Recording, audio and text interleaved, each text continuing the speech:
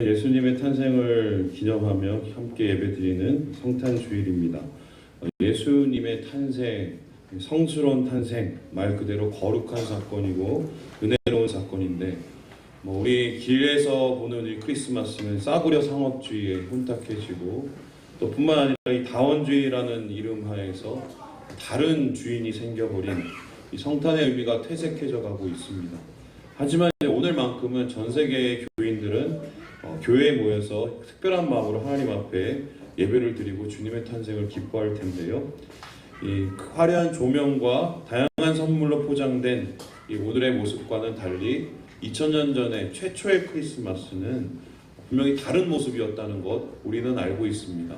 특별히 탄화가로 유명한 이 독일의 알브레히트 알트도르퍼라는 이 사람은 예수님의 탄생의 순간을 이제 다음과 같이 그려내고 있어요. 이 그림인데요.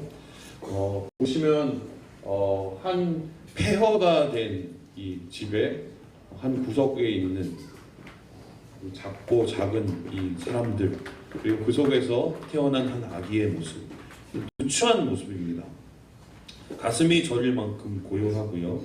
우리가 그토록 경배하며 또 높이는 예수님의 이 처음 모습이 죄송함까지 느낄 정도로 누추하고 볼품없이 보입니다. 예수님은 이 33년의 짧은 인생을 사셨는데 이 그림에 그 인생이 복선처럼 그려지고 있습니다. 낮은 자, 가난한 자의 모습으로, 그리고 무명의 인생으로 30년을 사셨습니다. 그리고 마지막 3년을 사역으로 꽃을 피우시다가 가장 비참한 자의 모습으로 죽임을 당하셨습니다.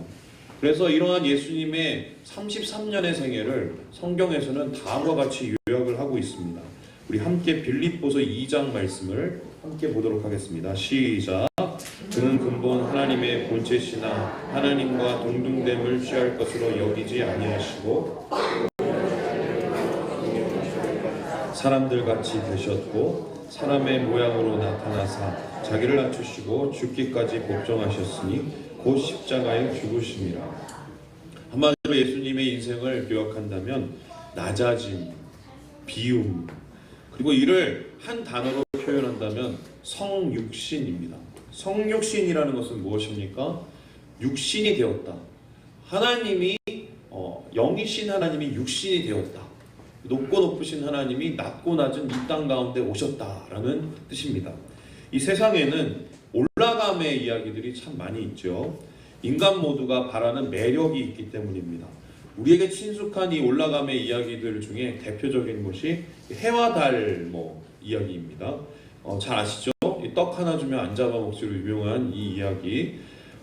요즘으로 말하자면 어머니는 이제 워킹 싱글맘이에요. 그러니까 편모 직장 어머니였는데 떡 장사를 하고 집으로 돌아가는 길에 호랑이를 만납니다. 떡을 다 뺏기고 변을 당하고 죽임을 당하죠. 호랑이는 이제 아이들까지 해칠 심산으로 집까지 찾아오는데 이때 이제 오누이는 어떻게든지 살기 위해서 호랑이를 피해 다닙니다. 그런데 마지막에 최후의 순간에 목숨을 빼앗길 상황이 되자 오누이가 한 게 뭡니까? 하늘에 기도를 했습니다. 기도를 했었을 때 하늘에서 뭐가 내려왔나요? 동아줄이 내려왔죠. 그래서 동아줄을 잡고 이제 올라가서 이 오누이들은 목숨을 건지고, 똑같이 호랑이는 또 기도를 합니다. 또 동아줄이 내려왔습니다. 그런데 그 동아줄은 어떤 동아줄이었죠? 썩은 동아줄. 근데 이 이야기의 끝이 있어요. 이 끝이 뭐냐면 이 오누이가 나중에 뭐가 되냐? 해가 되고 달이 되는 거예요. 그래서 이 가정, 그 볼품없는 가정의 아이들이 해와 달이 되는 이런 올라감의 이야기가 사실 이 뒤에 있는 이야기입니다. 그런데 이 해와 달의 이야기의 근거가 된 이 설화가 있는데요. 그 설화가 뭐냐면 연호랑 새오녀 설화입니다. 우리가 이 국어 시간에 배우신 분도 있겠지만 연호랑이라는 신라 여자가 있었었는데 그 신라인이 있었는데 아내 새오녀의 부탁으로 미역을 따러 이제 바다를 나갑니다. 그런데 너무 많이 나가서 바다를 너무 많이 따라서 미역을 너무 많이 따려다가 일본까지 이제 쓸려가게 돼요. 그래서 그곳에서 왕이 됩니다. 그러니까 미역 따러 바다로 나갔다가 일본에서 왕이 됐어요. 그런데 이 새우녀는 남편이 오지가 않으니까 계속 바다에서 남편을 기다리다가 어찌어찌 되어서 그녀 역시도 아버지도 일본으로 가게 됩니다. 그래서 그 세오녀는 그 후에 일본에서 뭐가 됐을까요? 왕후가 됐어요. 그런데 세오녀와 연노랑이 일본으로 간 후에 신라에 나타난 이 현상이 뭐냐면 해와 달이 사라지고 어둠이 지속되는 기현상이 발생합니다. 그래서 이 세오녀가 자신의 정기를 모아서 이제 비단으로 이렇게 주단을 까는데 그것을 가지고 이제 이 신라에 보내자 그것으로 제사를 지냈는데 해가 다시 떴다. 뭐 이런 얘기입니다. 이 이야기는 뭐냐면 대충 이 일본이 신라의 입장에서 보면 해가 뜨는 나라잖아요. 해가 그쪽에서 뜨니까. 그래서 일본인들 중에 한 조상이 그 신라인이었을 가능성에 대한 이 이야기입니다. 올라감에 대한 신화이죠. 이런 이야기들은 인간이 신이 되어서 올라가는 올라감의 신화이고 더 높은 곳으로 오르려는 인간의 욕망이 반영된 것입니다. 신화의 시대는 지나갔지만 아직도 우리에게는 올라감의 이야기들이 아주 친숙하게 등장하고 있습니다. 뭐 대충 이런 겁니다. 짜장면 한 그릇에 승부를 걸어서 어느 날 갑부가 된 아저씨, 그 사업 실패로 바닥 인생을 살다가 새로운 아이템을 잡고 재기에서 역전을 이룬 이런 CEO의 이야기들, 이 모두 올라감의 욕망이 반영된 이 사람들의 희망인 것이죠. 그런데 이러한 올라감의 이야기하고 다르게 예수님은 내려오셨습니다. 그것도 높은 보좌 위에서 낮고 낮은 땅으로 내려오셨습니다. 무한하신 하나님, 능력의 하나님이 가장 작은 모습, 한계를 가진 인간의 모습으로 태어나셨습니다. 인간의 모습으로 태어나셨어도 이집트의 파라오라든가 아니면 단군처럼 하늘에서 영광 중에 내려오셨으면 좋았을 것을 완전히 낮은 자의 모습으로, 막말로 표현하면 지지리도 공상의 모습으로 태어나셨어요. 이 예수님의 성육신, 사실 이거는 말이 안 되는 이야기입니다. 올 초에 제가 우리 교회 부임하면서 이사를 오게 됐습니다. 이사를 오게 되면서 제가 가장 큰 우리가 저희 부부가 했던 이 번민이 뭐였냐면 어떤 짐을 버릴까였어요. 왜냐면은 저희가 예전에 살던 집이 저희 형님이 사놓은 집을 그냥 얹혀서 살았는데 집이 50평이었어요. 50평. 굉장히 크지요? 50평에서 살다가 한 25평 되는, 이제 제가 무슨 여기에 대해서 뭐라고 그런 건 아니에요. 근데 집에서 보니까 짐이 반으로 줄여야 되잖아요. 그러니까 뭘 버리지? 막 이거로 고민을 했어요. 그래서 거의 절반의 짐을 버리고 왔습니다. 이 짐을 해서 옮겼을 때 이거 참 불편하네 이런 걸 느꼈어요. 저희가 이제 의정부에 와서 아이들이 지금 계속 포동포동해지고 있어요. 점점 요새부터 저를 닮아서 배가 나오고, 왜냐면 이제 식욕이 애들이 점점 늘었는데 제가 이제 인터넷에 검색을 해보니까 아이들이 식욕이 는 이유가 이 집이 좁아지고 환경이 좁아졌을 때 나타나는 현상이래요. 그러니까 이제 다른 식으로 욕구를 이렇게 충족시켜 나는 거죠. 어떻게 보면은 집이 좁아진 것이 감사한 건데 사실은 이것조차 이사 가는 것, 방 몇 칸, 그리고 몇 평 늘고 주는 것에 사람의 마음이 웃고 울잖아요. 근데 하나님께서는 보좌에서 이 땅 가운데 오셨습니다. 50평에서 25평씩으로 오는 불편함과는 전혀 비교될 수 없는 천국의 영광을 모두 버리고 예루살렘의 한 변두리 빵집에서 태어난 게 예수님의 그 인생의 시작이었어요.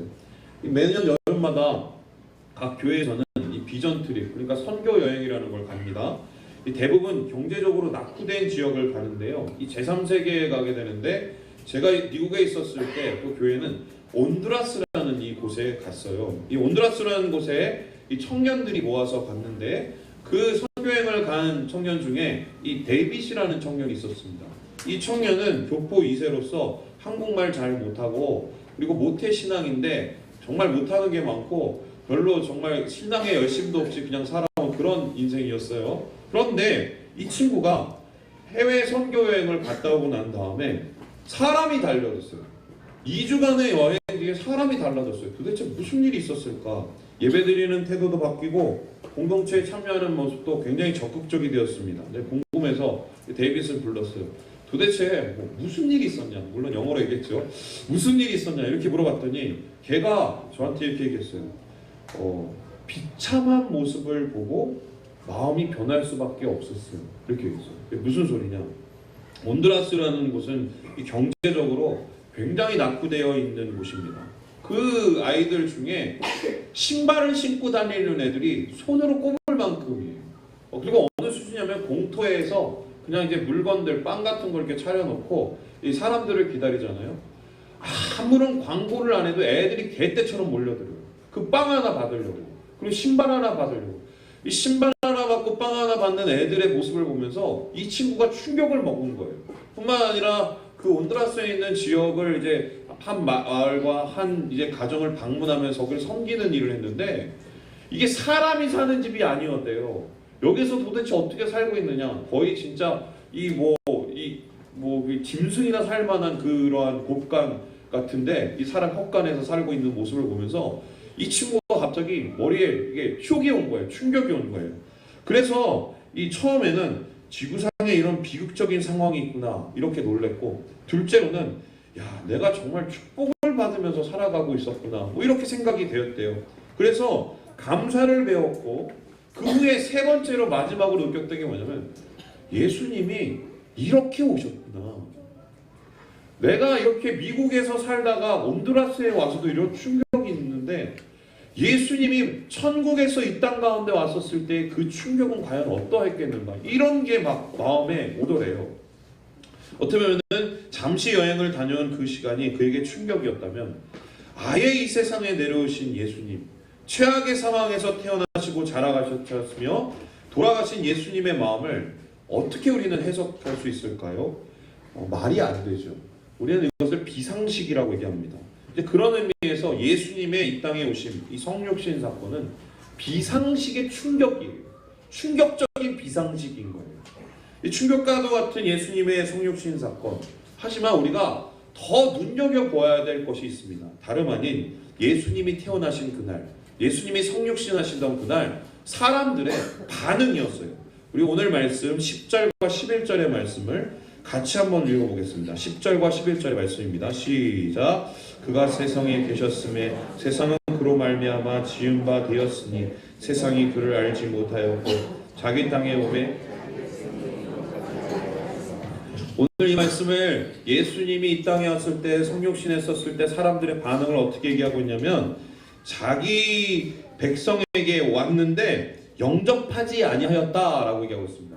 여기에 대해서 이 메시지 성경에는 이렇게 얘기하고 있어요. 제가 한번 읽어볼게요. 그분이 세상에 계셨고 세상이 그분을 통해 존재했지만 세상은 그분을 알지 못했다. 그분이 자기 백성에게 오셨지만 그들은 그분을 원치 않았다. 이렇게 표현하고 있어요. 사도 요한이 해석하고 있는 예수님의 탄생 모습은 그러나 그들은 원하지 않았다 였습니다. 한마디로 냉담, 무관심이었어요. 높으신 하나님이 이 땅에 오는데 차가운 마음이었어요. 뿐만 아니라 이 냉담은 더 나아가 불편함과 반감이 되었습니다. 이 불편함과 반감은 악화되어서 대적과 배척의 모습으로 나타났습니다. 이와 같은 냉랭한 분위기 가운데 탄생하신 예수님, 그의 모습을 한마디로 요약을 해본다면 초대받지 않은 손님이에요. 초대받지 않은 손님. 사람들이 반기지 않은 곳에 멋쩍게 찾아오시는 것입니다. 이 같은 모습은 예수님의 탄생 장면을 보면 더 확연히 드러나는데요. 예수님이 이 땅 가운데 오셨을 때 그 모습을 반겼던 사람들이 있었습니다. 첫 번째는 동방박사고 두 번째는 우리가 알고 있는 목자들이었습니다. 그러면 동방박사는 말이 좋아서 박사들이죠. 한마디로 어디 출신도 모르는 동쪽에서 온 사람들이에요. 그런데 이스라엘의 입장에서 보면은 이스라엘 민족을 제외하고는 다 뭐예요? 이방인입니다. 이방인은 뭐예요? 하나님께서 나중에 지옥에서 쓰실 땔감이에요. 땔감. 그러니까 이방인들이 예수님의 탄생 가운데 찾아온 거예요. 뿐만 아니라 예수님의 탄생을 찾아온 기뻐해주는 목자, 그 사람들은 사회적으로 표현하자면 가장 소외받고 힘이 없고 약한 자들이었습니다. 노동자 계급이었고 약하고 보잘것없는 사람들이었습니다. 요즘으로 말하면 슈퍼을이지요. 그렇게 소외계층, 슈퍼을 이방인들이 예수님을 기뻐했어요. 그렇다면 예수님이 왔었을 때 사회의 주류들, 지도층은 도대체 무엇을 하고 있었는가? 동방박사를 통해 탄생 소식을 접한 대제사장들, 서기관들은 냉담하였고 배척하였습니다. 뿐만 아니라 헤롯 왕은 예수님이라는 아기를 죽일 음모까지 이제 짜게 되온 것이죠. 그 그것이 우리가 보았던 예수님의 첫 탄생의 모습인 것입니다. 제가 사역을 하면서 제일 어려움을 느끼는 부분이 뭐냐면요, 반기지 않은 사람들을 만날 때, 여러분 어떤 분이 저한테 이런 얘기 하시더라고요. 목사가 말이 목사지 예수 안 믿는 사람한테 가면은 그냥 아저씨라고, 아저씨예요. 왜냐면은 이 반기지 않은 사람들한테 가는 것도 어려운데 거기서 이제 가만히 있으면 안 되잖아요. 뭐라도 말을 합니다. 제가 여러분 그렇게 보실지 모르지만 굉장히 낯을 많이 가리는 성격이에요. 안 믿는데 한테 그래요. 저 근데 가만히 있어도 어려운데 웃어야 되죠. 마음을 또 열어야 됩니다. 저 사람들이 저보고 목사님은 너무 잘 웃는 게 장점이에요. 제가 왜 잘 웃냐면요, 뭐 어떻게 할 수가 없을 때 웃어요. 이게 뭐 저럴 때 웃는 거예요. 예, 뭔가 뭐 어색하잖아요. 웃고 막 마음을 열어야 되는 거죠. 근데 마음 열고 웃는 것도 힘든데 또 거기다가 뭐예요? 이분들을 섬겨야 되잖아요. 나중에 목사니까 어떻게 돼요? 이분들에게 어떻게 돼요? 희생을 해야 됩니다.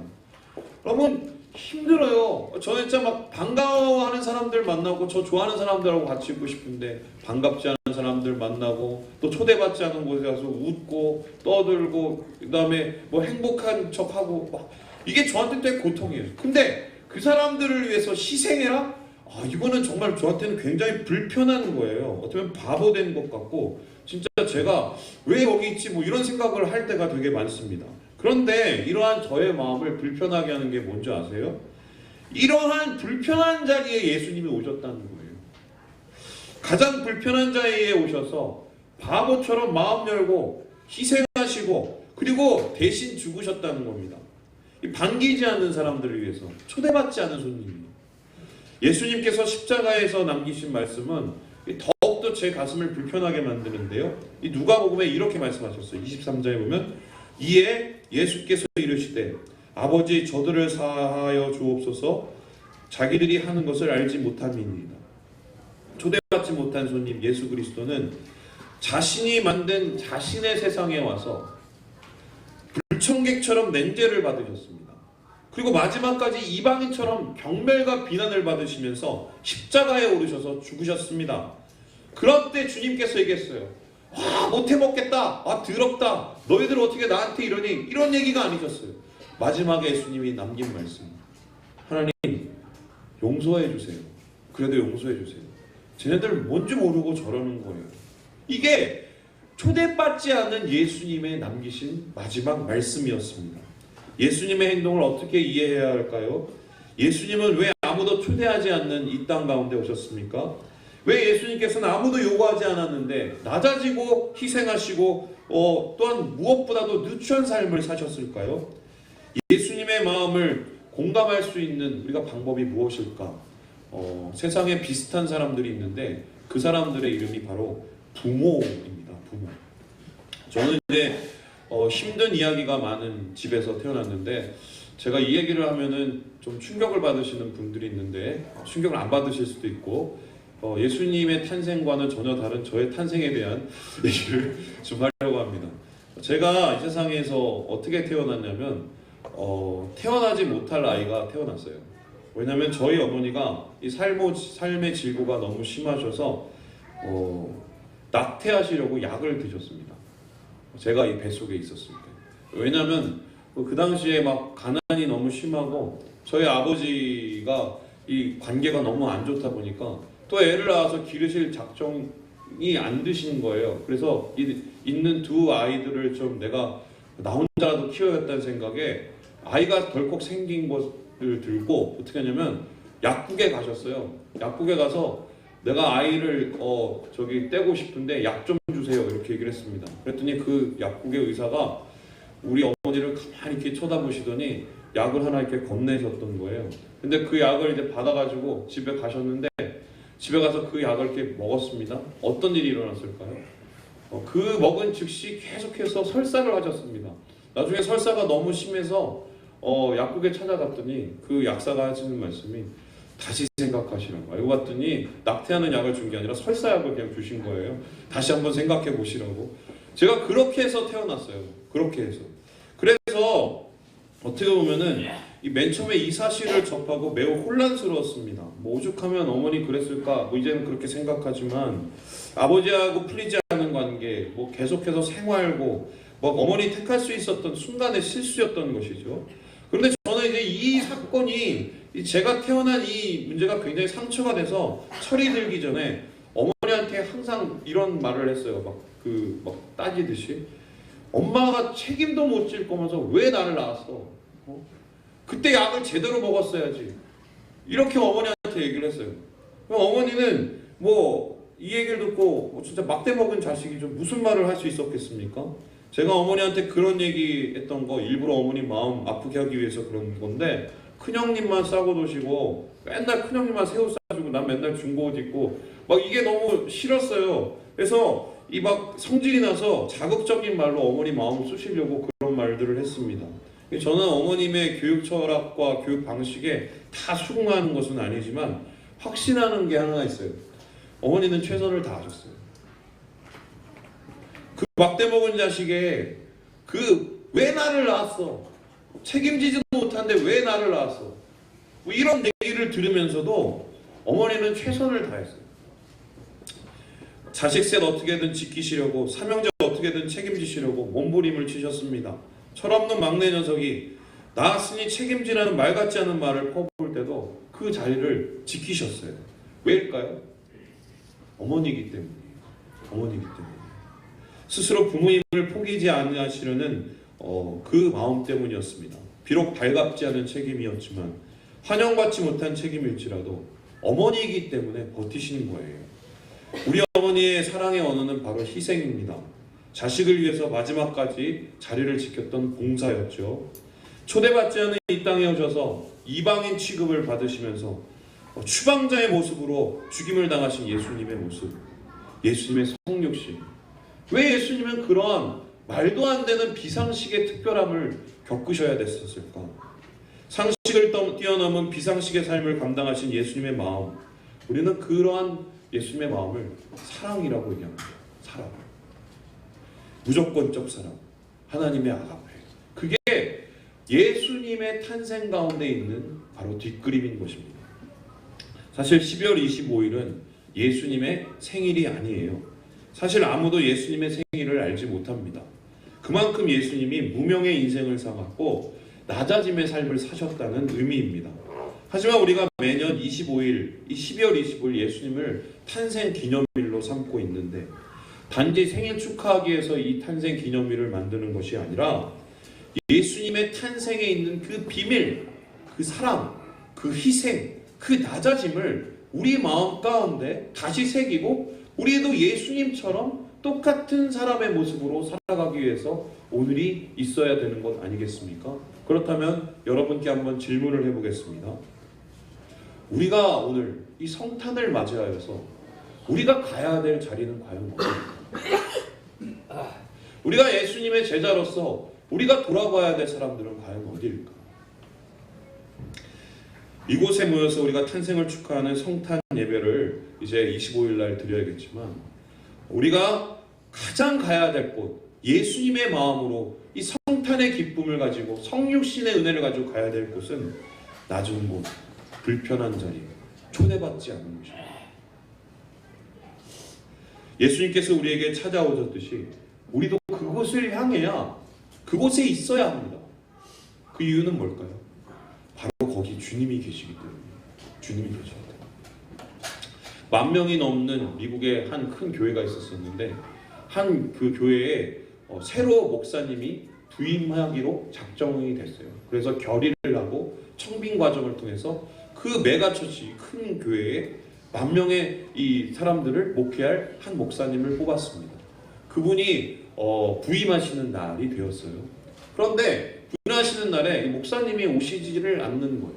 그리고 맨 뒤에서 냄새를 풀풀 풍기면서 막 머리는 엉망이 되고, 그 다음에 막 찢어진 청바지를 입은 한 아저씨가, 한 할아버지가 맨 뒤에 앉아있는 것입니다. 그래서 그 할아버지가 와서 이랬어요. 돈을 좀 주세요. 먹을 거를 주세요. 근데 아무도 그 사람들을 바라보면서 환영하거나 또한 그 사람을 뭐 이렇게 음식을 대접하거나 차 한 잔 주는 사람이 없었어요. 예배가 시작이 됐고 사람들이 이제 찬양을 부리고 하나님 앞에 예배를 올려드렸습니다. 그리고 장로님께서 나오셔서 오늘 우리 교회를 새롭게 담임하시고 우리 교회를 새롭게 지고 나가실 우리 목사님께서 나오셔서 말씀을 전해주시겠습니다 라고 얘기를 했어요. 근데 바로 그때 맨 뒤에 앉아 계신 그 찢어진 청바지를 냄새를 풀풀 풍기는 그 할아버지가 갑자기 벌떡 일어나셔서 교회 중간 복도를 향해서 딱 올라오시면서 강단으로 올라갔습니다. 사람들이 충격을 받았어요. 100마디의 설교보다 이 한 분의 이 걸어오는 이 발걸음에 모두가 충격을 받았습니다. 왜인가요? 작금의 교회는 낮아짐, 초대받지 못함, 불편함으로 향하는 교회가 아니라 높아짐, 복을 받기 위함, 또 갖추어지기 위함을 위한 교회라는 막 이런 반성들이 일어났기 때문입니다. 여러분, 똑같은 상황이 오늘 여러분 앞에 펼쳐지고 제 앞에 펼쳐졌다면 우리는 과연 어떠한 모습을 가질까요? 이 성탄의 때에 예수님의 낮아짐의 모습을 기억하시면서 불편한 자리에 오신 예수님의 모습을 기억하시면서 초대받지 못한 손님으로 오신 예수님의 모습을 기억하시면서 은혜로 이 한 주간을 보냈으면 좋겠습니다. 제가 불편한 얘기를 하나 전해드리겠습니다. 우리 교회가 뭐 이렇게 단순간에 이렇게 막 이렇게 뭐 이렇게 2배가 됐다고 우리 장로님 기도하셨는데 그러다 보니까 좀 삐걱대고 되는 게 있어요. 그리고 좀 불편한 부분이 있어요. 그런데 제가 볼 때는요, 예수님의 이 성탄을 우리가 생각을 하면 충분히 이겨나갈 것 같아요. 예, 낮아짐을 배우시며 그런 기쁨의 성탄을 맞이하시는 우리 성도님들 되길 주님의 이름으로 축원합니다.